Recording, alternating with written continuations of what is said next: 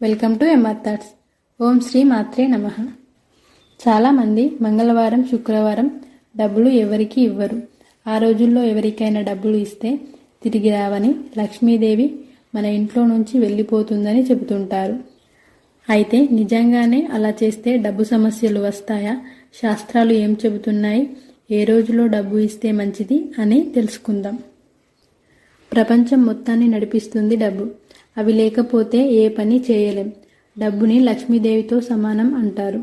అందుకే చేతిలో నుండి డబ్బులు కింద పడితే వాటిని తీసుకొని కళ్ళకు అద్దుకుంటారు. అంటే కింద పడినందుకు లక్ష్మీదేవిని క్షమించమని అడుగుతున్నట్టు భావం. మంగళ, శుక్రవారం లక్ష్మీదేవి ప్రతిరూపమని మహిళలు నమ్ముతారు. అందువల్ల ఆ రోజు ఎవరికీ డబ్బులు ఇవ్వరు. డబ్బు ఇవ్వకూడదా? మంగళవారం కుజగ్రహం అధిపతి. మంగళ అంటే శుభం అని అర్థం. మనుషుల మీద కుజగ్రహ ప్రభావం ఎక్కువగా ఉంటుంది. కుజుడు కలహానికి, ప్రమాదాలకి, నష్టాలకు కారకుడు అని నమ్ముతారు. అందుకే మంగళవారం నాడు ఎటువంటి శుభకార్యాలు తలపెట్టరు. అలాగే ఆ రోజు ఇల్లు బూజు దులపడం, గోళ్లు కత్తిరించడం, క్షవరం వంటి పనులు చేయరు. మంగళవారం రోజు డబ్బులు ఎవరికైనా అప్పుగా ఇస్తే అవి తిరిగి రావని నమ్ముతారు.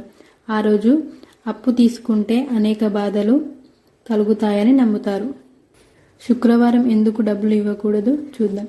శుక్రవారం కూడా ఎవరూ డబ్బులు ఇవ్వరు. లక్ష్మీదేవికి ఇష్టమైన రోజు శుక్రవారం. సాధారణంగా లక్ష్మీదేవి ఒకచోట స్థిరంగా ఉండదని చెప్తారు.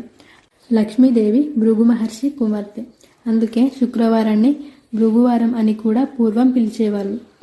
శుక్రవారం రోజు డబ్బులు ఇస్తే లక్ష్మీదేవిని ఇంటి నుంచి పంపించినట్టుగా భావిస్తారు. అలా చేస్తే కష్టాలు వెంటాడుతాయని, ఎంత సంపాదించినా కూడా చేతిలో డబ్బు నిలవడం లేదని అనుకుంటారు. ఆడపిల్ల శుక్రవారం పుడితే అదృష్టంగా భావిస్తారు. ఇంట్లో సిరి సంపదలకు ఎటువంటి లోటు ఉండదని, లక్ష్మీదేవి కటాక్షం పొందుతామని అనుకుంటారు.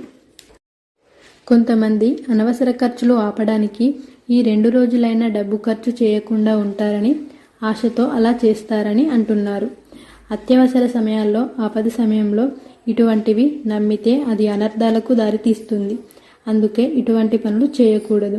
కొన్ని శాస్త్రాల ప్రకారం సూర్యాస్తమయం తరువాత మాత్రం డబ్బులు ఎవరికీ అప్పుగా ఇవ్వకూడదు. అలా చేస్తే ఆర్థిక సమస్యలు తలెత్తుతాయి. వీడియో నచ్చితే మా ఛానల్ని లైక్ చేయండి, షేర్ చేయండి, సబ్స్క్రైబ్ చేయండి. Thank you for watching.